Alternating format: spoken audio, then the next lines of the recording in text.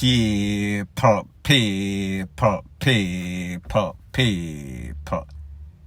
Que pasa, suck, say what they do. Welcome to Crime Time News, where the difference is in the meds. Call it news with a buzz. The first thing that is popping in the news, it is called mothers and fathers. Don't let your sons grow up to be gunmen. Don't let your sons grow up to be any sort of criminal, or else it will surely come back and it will haunt you and the rest of your family. I am going to give you 3 examples of such things. Whenever people get mixed up, them family might get fixed up. The first and most recent example is an incident that occurred off Slipen Road. This lady that is on your screen, her name is BARBS. Less than 24 hours ago, she met her demise. Now when you look at BARBS, and sometimes you cannot read what is in a person's heart or what they have done, but obviously this lady at her age is not involved in any sorts of crime, any sorts of criminality, assuming. However, yesterday they took her out very, very cold. Rewind a couple of days, 48 hours or so back from that. A man, his name is FITZ. FITZ is a hard-working man. I think he works at the cement company. However, FITZ was at his house with the rest of his family member when he was abducted from Denham Town. The family made a report they would find his body in a Spanish town riddled with all sorts of con. Based on information, it is said that FITZ have a son named Dino. Dino have some rivals. You know, say there's a big war going on in the vicinity of Tivoli and Denham Town. So therefore, the people them couldn't catch the son. So therefore, them can't catch Quaco. Them catch him short. Fast forward, less than 12 hours to 24 hours after that, in a Tivoli Gardens, a man, Father Kirk, a man that is a hard-working man, not involved in any sort of crime directly. However, he has association. It is also said that his son is involved. Them can't catch the son, so therefore them catch the father, which is the shot. The father was at his cook shop, and people, them take off the father, pot off of the fire, literally, with all sorts of FIRE. So the moral of the story is this. I am not even going to say, if you cannot be good, be careful. Because when one lives in a very small environment, it is like fishing in a bucket as it pertains to crime and gangsterism. I am going to say, do not SHIT where you live, or else the repercussions could be that your family is going to get the SHITTY end of the stick. Do you realize 99.99% of the time when you hear people lose them life, it is hardly the person that they are looking for, because these people, them know how to move stealth. They know how to avoid losing their life or getting hurt. Sometimes the family know what they're into. Sometimes the family members are beneficiary of the crime. However, sometimes the family don't know diddly squat. The only time that they are aware is when they get a rude awakening. When it is too late, that is when people are scrambled go to the power station and file all sorts of report when them realize that things start get out of hand. However, sometimes the police are said to themselves, You knew what your son was into or your daughter was into, but you did not do anything because you thought that it was beneficial to you.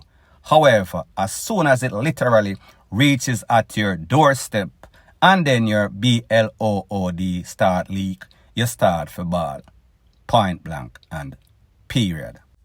Now the next thing that is popping in the news is that we see that the white collar criminals, the corporate choppers, they are jumping out the woodwork. They are getting exposed daily. I am speaking about 26-year-old Tishana Samuels. She is a client care officer for that bank, Sagicor. She manages clients' account. However, it seems as if she has been embezzling, she has been mismanaging, she has been misappropriating the people funds. She was charged in a part of a conspiracy of 4 women from Sagicor. She is charged with multiple fraud, conspiracy, larceny as a servant, breaches of the Cybercrime Act, unauthorized withdrawal from clients' accounts, several clients. Based on the Popo report, it is said that this lady, she went to the station and she was given station bail for $1 million. Based on what I told you before, they swindled, they stole $65 million. I am no mathematician. However, $1 million out of 65 million would be about 2% or less give and take. So therefore, she never spent a night in a jail. She is out scot-free and she's now going to get a lawyer. So therefore, what is the deterrent when they only get a slap on the wrist? More than likely, none of these ladies will see a night or any sorts of long stretch of prison term. So people, from one bank, 4 ladies, if you look at them and you stereotype how Jamaican think, they look very trustworthy. Who are they? Alicia Moulton White, she's a group manager, big position. Trisha Monique Moulton, sister, big manager again. Malikwa McLeod, personal banker. And then last but not least on the crooked list, Trishan Samuels. People, this is very sad. Jamaica needs to do something about this because this is not an isolated incident. If we check most of these banks, you will see that every and all of them have some sorts of thief that is involved. The moral of the story is this. The morals, the ethics, the honesty, it is gone in Jamaica society. Not only downtown, but mostly uptown. You cannot rub butter upon puss mouths. Me just say, you cannot have the fox, the wolf, and the hyena watch the chicken cub. Something is not going to go right. Their natural instinct is going to play out. Point blank and period. Now the next thing that is popping in the news, isn't it very ironic when the mastermind of one of the biggest lottery scamming crew in Jamaica is called Mastermind. I am speaking about a 31-year-old youth. Adrian Lawrence is his government name. Adrian Lawrence is from Jamaica. However, Adrian Lawrence was thieving so much, him get hot, him have to take for himself. Him skip go a couple of islands and he end up in a Panama. However, one thing that we should know about the marshals, the FBI, the feds, whenever they want you bad enough, they are going to catch you. And that is exactly what happened to Mr. Mastermind. He was held in Panama. He was extradited back to United States on the 8th of February 2023. Here is a readout of his charges in his 6-count indictment.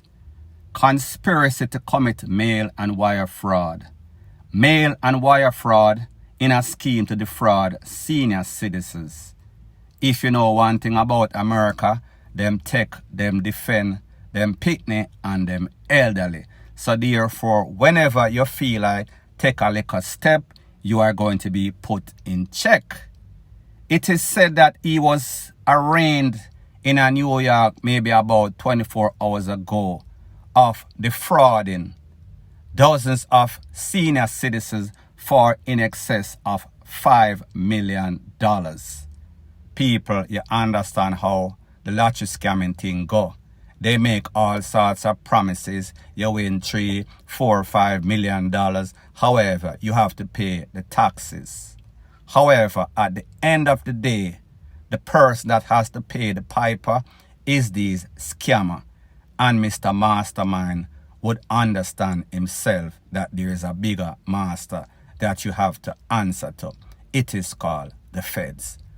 Point blank and period. Now the next thing that is popping in the news is an update about a story that I spoke about a couple of weeks ago. It pertains to a UK citizen. His name is Sean Patterson. He left from the UK. He came to Jamaica, Montego Bay to be specific. And he lost his life at the hands of a friend enemy in some sorts of conspiracy to take away.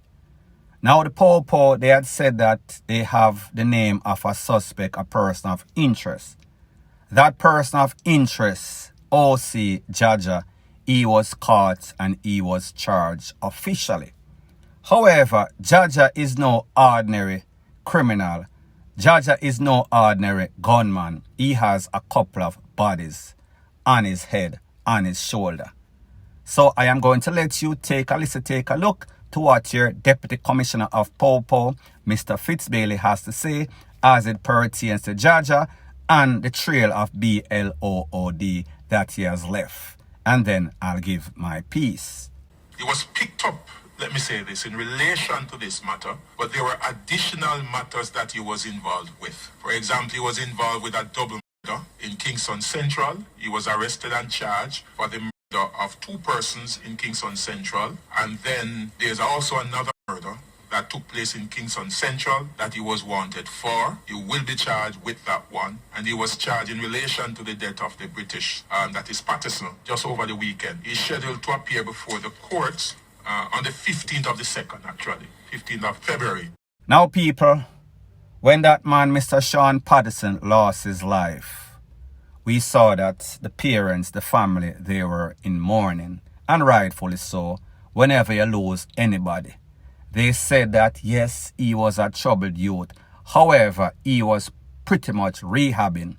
He had changed his life, turned over a new leaf. However, there is one thing, like I've said before, as it pertains to karma. Karma has no sorts of expiration dates.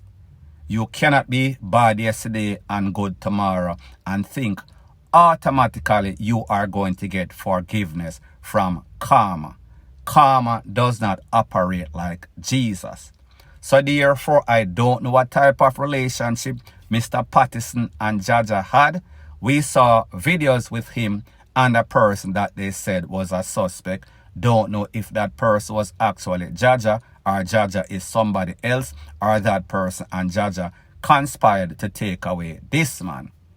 People, remember, times might change. However, people don't change, and if they do, they usually change for the worse. Based on information that I got, it is said that Jaja used to live in a UK. Jaja got in some sorts of trouble. Jaja and Patterson were once friends. They were some sorts of business associates or affiliates. Somebody crossed somebody, and at the end of the day, Mr. Patterson got X and cross outs, and Jaja will be going to the place in which he deserves to be. Destination Doom Part 1. More than likely, he is going to end up in Destination Doom Part 2.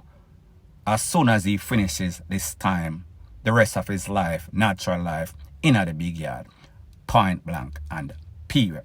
So anyways, people, thanks once again for checking out my video. I understand that this might be your grandma's favorite YouTube channel. However, this is not the typical average run-of-the-mill mama and papa channel. This is news with a buzz.